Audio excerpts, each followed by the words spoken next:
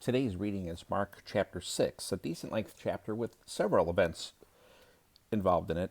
The first 6 verses cover the rejection at Nazareth.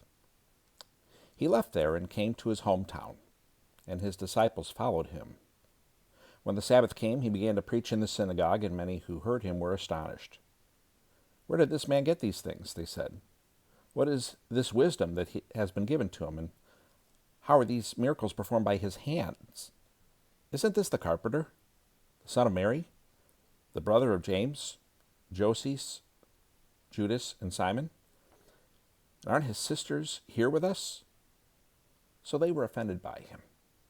Jesus said to them, "A prophet is not without honor, except in his hometown, among his relatives, and in his household." He was not able to do a miracle there, except that he laid his hands on a few sick people and healed them. And he was amazed at their unbelief.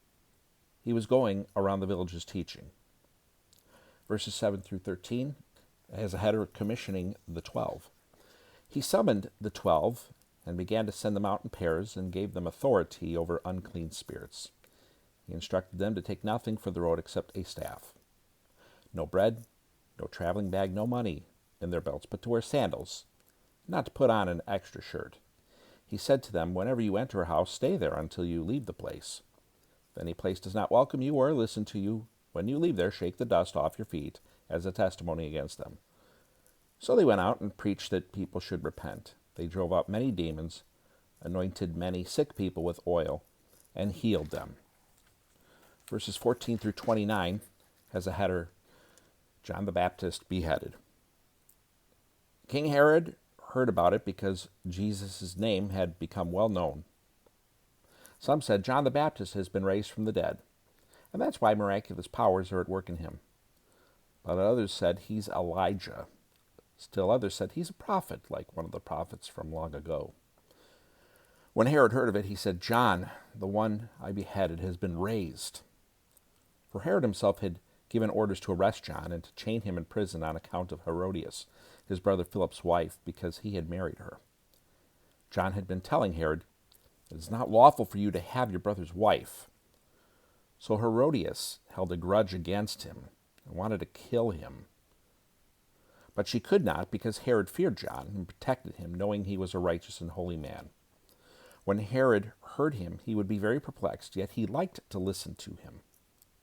An opportune time came on his birthday when Herod gave a banquet for his nobles, military commanders, and the leading men of Galilee. When Herodias' own daughter came in and danced, she pleased Herod and his guest. The king said to the girl, "Ask me whatever you want, and I'll give it to you." He promised her with an oath, "Whatever you ask me, I will give you, up to half my kingdom." She went out and said to her mother, "What should I ask for?" "John the Baptist's head," she said. At once she hurried to the king and said, "I want you to give me John the Baptist's head on a platter immediately."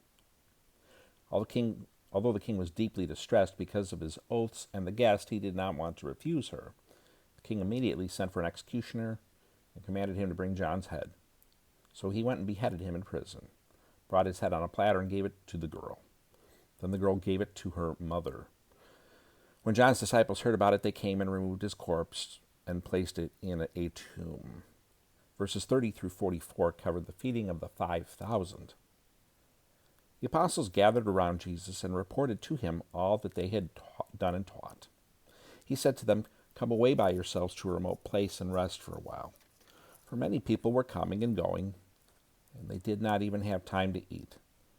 So they went away in the boat by themselves to a remote place, but many saw them leaving and recognized them, and they ran on foot from all the towns and arrived ahead of them. When he went ashore, he saw a large crowd and had compassion on them because they were like sheep without a shepherd. Then he began to teach them many things. When it grew late, his disciples approached him and said, "This place is deserted, and it is already late. Send them away so that they can go to the surrounding countryside and villages to buy themselves something to eat."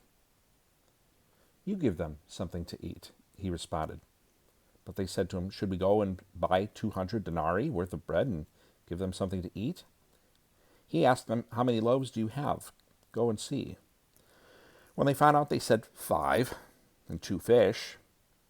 Then he instructed them to have all the people sit down in groups on the green grass. So they sat down in groups of hundreds and fifties. So he took the 5 loaves and the 2 fish, and looking up to heaven, he blessed and broke the broke the loaves, pardon me. He kept giving them to his disciples to set before the people. He also divided the 2 fish among them all. Everyone ate and was satisfied. They picked up 12 baskets full of pieces of bread and fish. Now those who had eaten the loaves were 5,000 men. Verses 45 through 52 cover Jesus walking on the water. Immediately he made his disciples get into the boat and go ahead of them to the other side, to Bethsaida, while he dismissed the crowd. After he said goodbye to them, he went away to the mountain to pray. Well into the night, the boat was in the middle of the sea, and he was alone on the land. He saw them straining at the oars because the wind was against them. Very early in the morning he came toward them walking on the sea, and wanted to pass by them.